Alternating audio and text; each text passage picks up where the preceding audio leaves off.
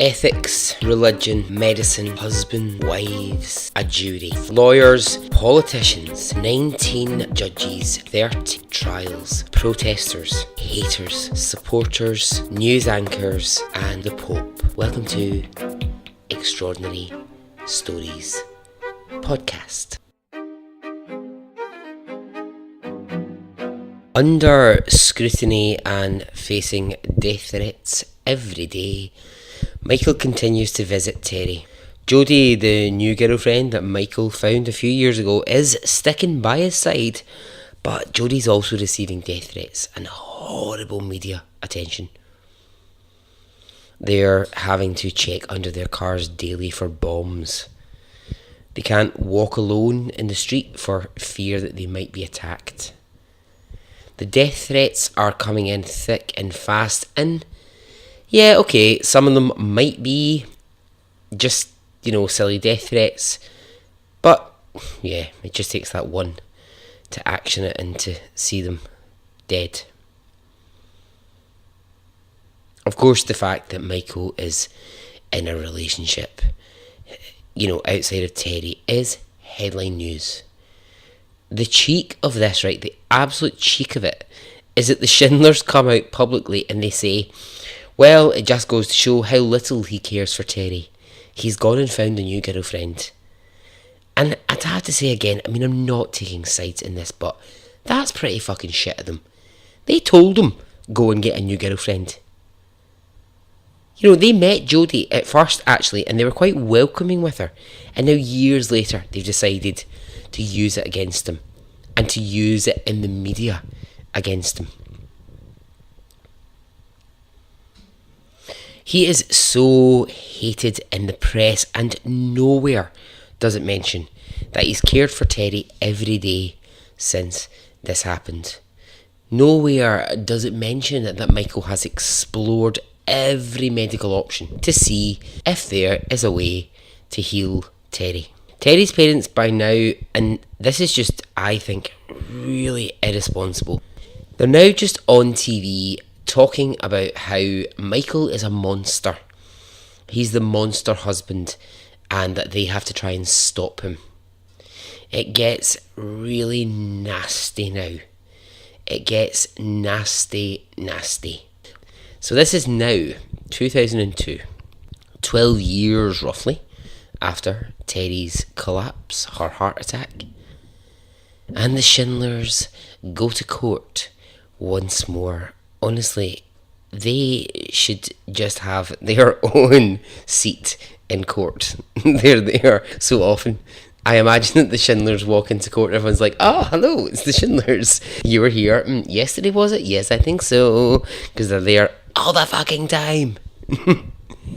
They want to bring a charge against Michael, and the charge they want to bring is abuse. They go back to the original hospital report from the night that Terri was brought in, which, if you remember, way back in episode 1, I told you, stated that she had bruises all over her body, she had bruises on her chest, and these were all part of the impact of her fall and paramedics trying to save her. Her parents now say, we want Michael brought on abuse charges because these bruises, they prove that Michael had been abusing Terri. What now?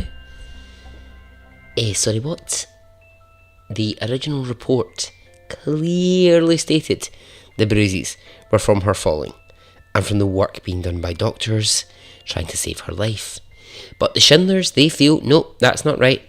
These bruises, they're from when Michael was abusing her. So they are back in court and a real battle happens. X-rays are shown. Michael's defence say, of course, this is just a big fucking set of hairy bollocks.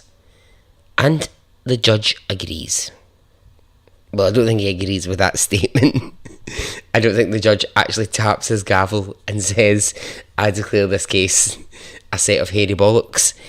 But, he agrees it's complete nonsense to try and accuse Michael of abuse. And so the case is thrown out. And I'm going to say this at this point because I think this is interesting. There have been, up until this point, 22 cases in the story of Terri Schiavo, and in every one of them, in every single one, the judge has always ruled with Michael. The courts are finding it hard to see where Michael Schiavo is wrong in this situation. The Schindlers are consistently trying to take him to court, to get all these laws and these motions passed, and at no point are the courts ever on the side of the Schindlers.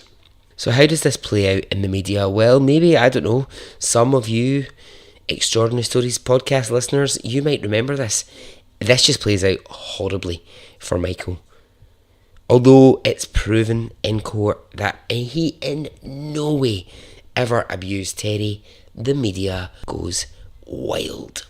He becomes demonised as this abusive husband, and now he wants her dead. The Schindlers start coming out, and it's so fucking dangerous, but they start just coming out and saying it was a unhappy marriage and Michael was always controlling Terri. Right? Do they have any proof? No.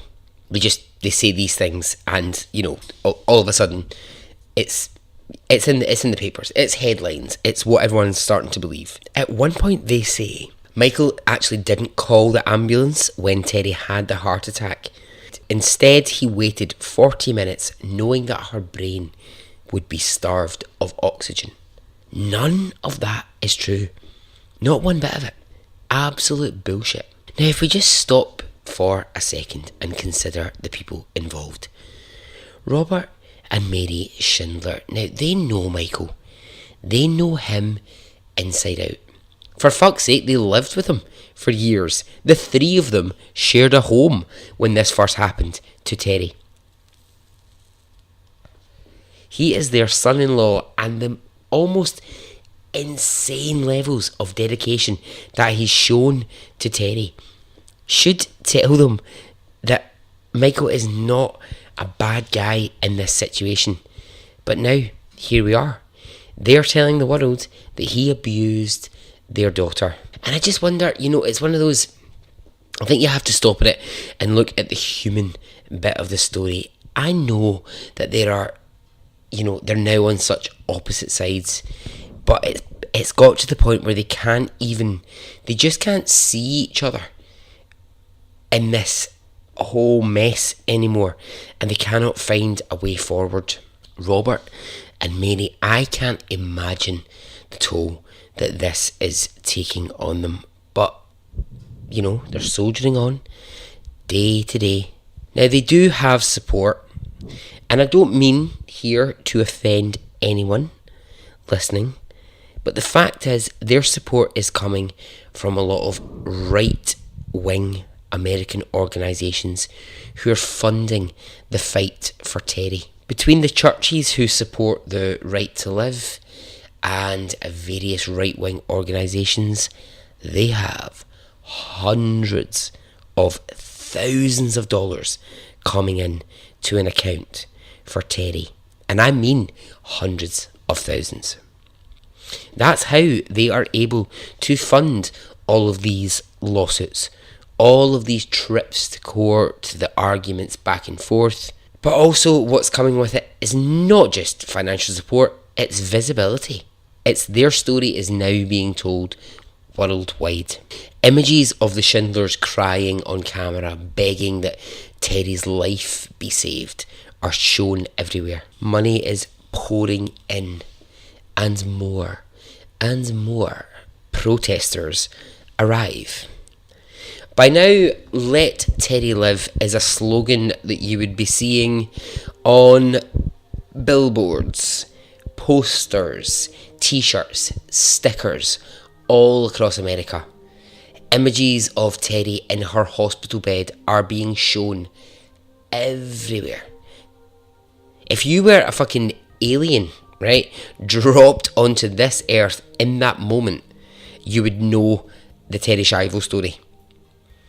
And what you would know of it, if you just happen to glance at the news for 2 seconds, is that there's a battle going on because a husband wants to end his wife's life and the parents don't want that.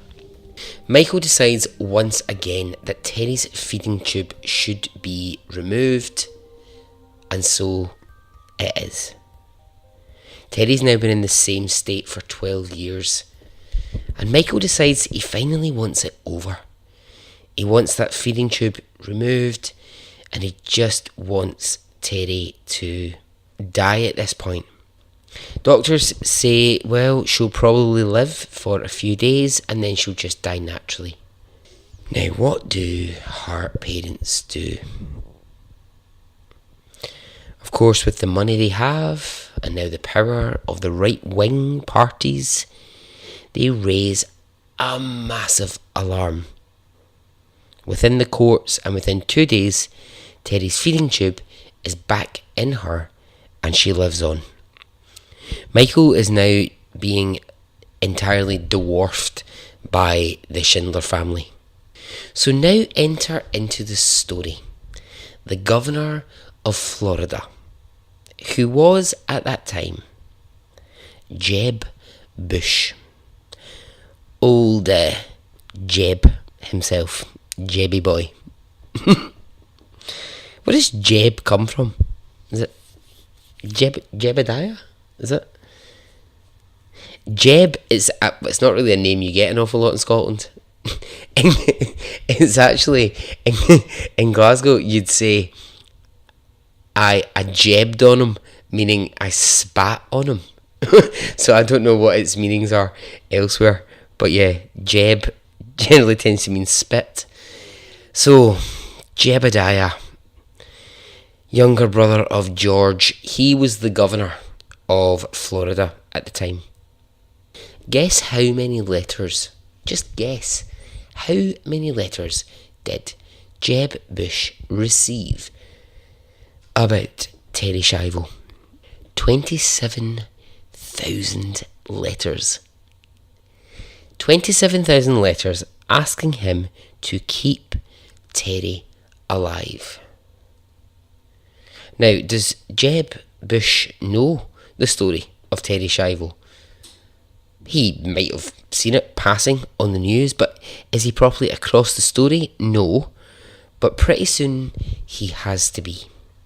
He's having microphones shoved in his face asking, what are you going to do about Terri Schiavo? Can you make a decision about the life of Terri? Jeb addresses the public and he says, look, I'll do everything in my power to keep her alive. For the Schiavo family, this is like a blessing from heaven. A major figure in government is now paying attention to their story, but it's about to get so much bigger. The Pope gets involved. Actual Pope John Paul II gets in on the story. This story is being so widely documented that it's reached the Pope.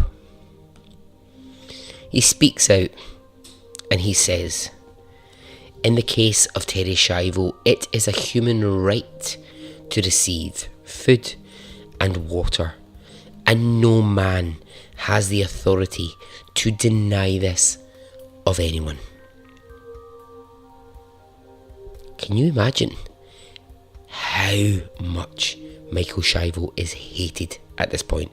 The fucking Pope has spoken out against him. Oh man, it's like, oh shit, the bloody Pope's turned up.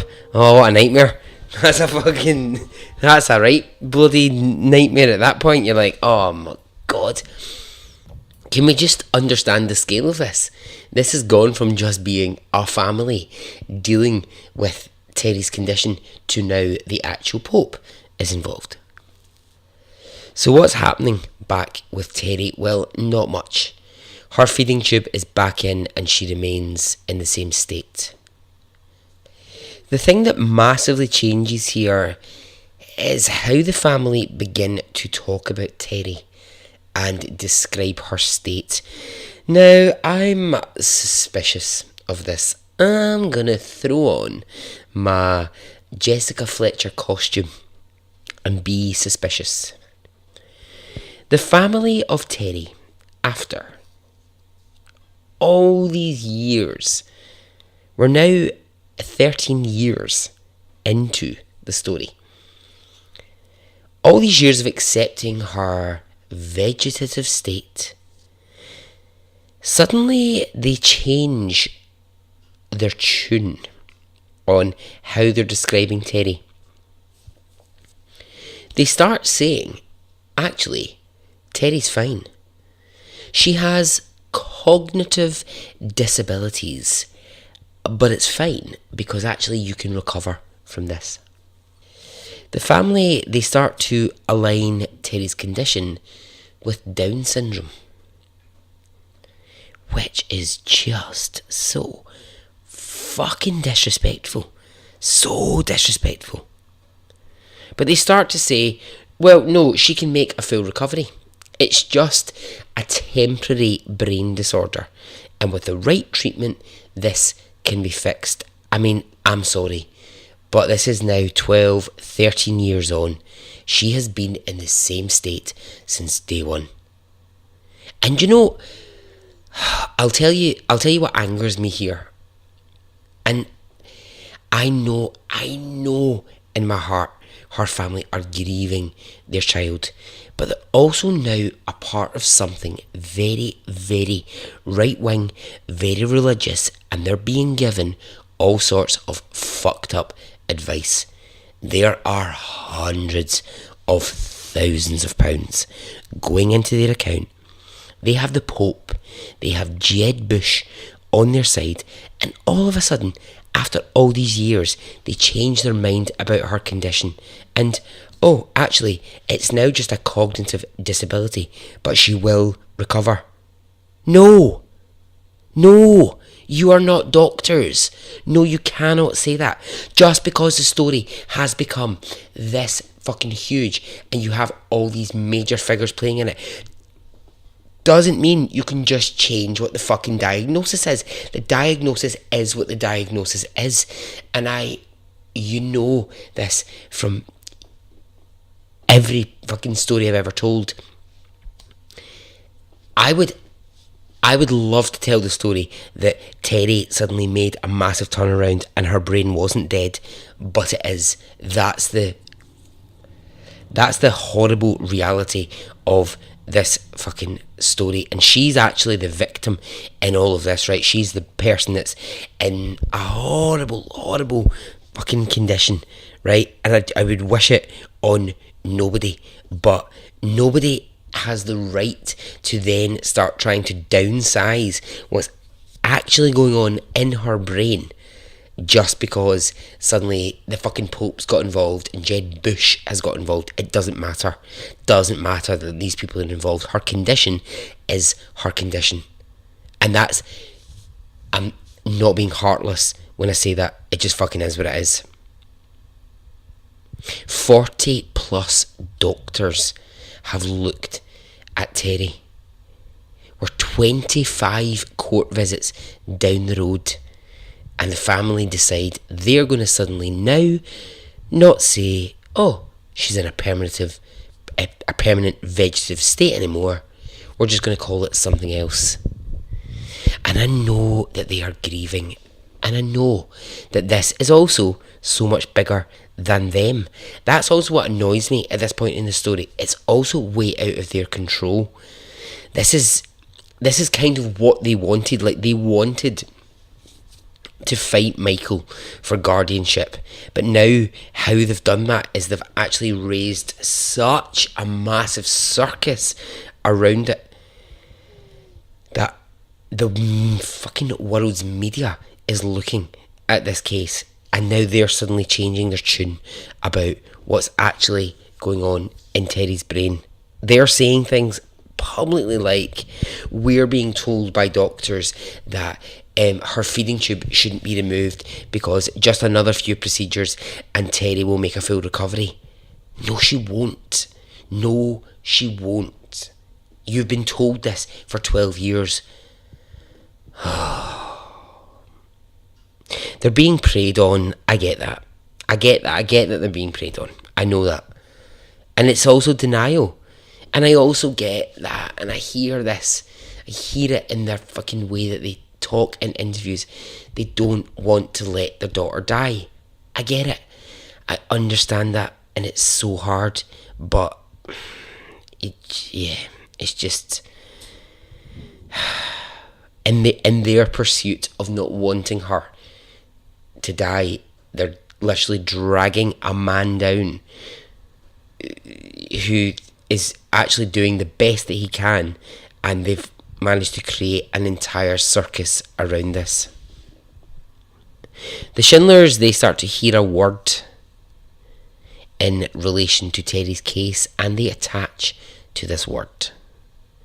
And this is why it is so important that we choose our words carefully. They start to hear the word murder. And they begin to refer to Michael Schiavo as a murderer. And that's dangerous. That's so dangerous. Especially now. The media's going, oh, the Pope's got involved. This must be serious. The word murder is very dangerous to use. The family, they go on talk shows, they're doing press conferences, and by now they are saying Michael is a murderer. This is what they actually begin to say about Terri. She is a little bit disabled. She is working on her self-improvement. She is living her life, and although she's a little impaired, she's still our Terri. And she will come through this. But there is someone out there trying to murder her. I'm sorry, but I'm furious. The whole narrative is being twisted beyond belief. After 12 years, you cannot say Terri Schiavo is a little bit impaired and is working on her self-improvement. Her brain is dead and has been for 12 years. For 12 years, she's not been able to function without a tube. So don't compare that to Down syndrome. Don't downsize it to it's a brain injury and she will recover.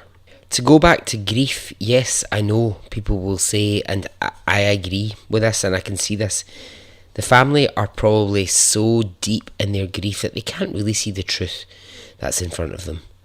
But there's a mix of that and there's a mix of manipulation happening. Michael Schiavo remains in a completely defensive position. So the family just continue to dig things up, say things, and Michael just has to sort of defend them on the hop, you know, as they're thrown at him. Of course, the money element comes back. They say, you want Terri dead for the money. Michael at this point says, look, here's the thing. There's $50,000 left in the account. Yeah, there was $700,000 once that I put in there to cover her medical bills and the cost of court case after court case, but that's dwindled away. So nobody here is really gaining any great level of money. Okay, so Big Jeb Bush. Big Jeb. This is where he's going to get fully involved. This is where the story is going to move from something that happened to a small family to something that was taken to the courts, to something that was taken to the media. This is about to get very political. And so ends part 4.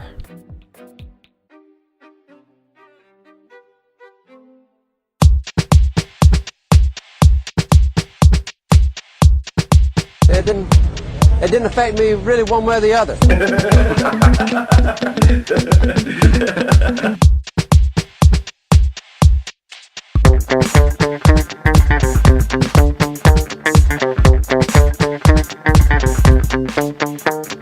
I would imagine from the look on his face, let's get it on, let's do it, let's get it over.